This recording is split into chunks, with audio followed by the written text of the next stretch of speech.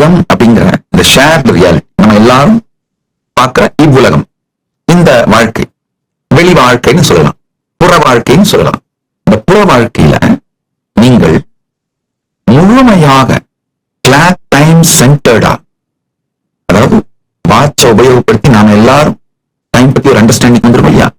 இதுல ஒவ்வொரு வினாடியையும் முழுமையாக உபயோகித்து ப்ரொடக்டிவா இருந்து, ஆனா உள்ள அகத்துல சர்வ சுதந்திரமா டைம்லெஸ்னஸ்ல நித்திய நிகழ்வுல இருந்து வாழ முடியும்.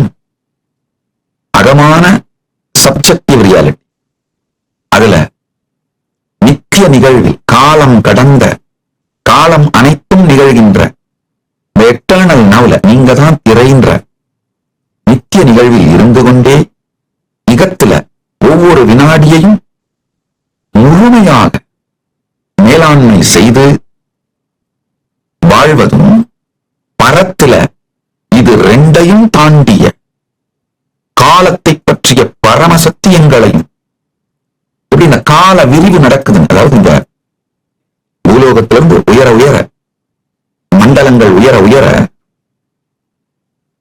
உதாரணத்துக்கு ஸ்வர்கலோகத்துல ஒரு நாள் நமக்கு இந்த பூலோகத்துல 365 நாள்.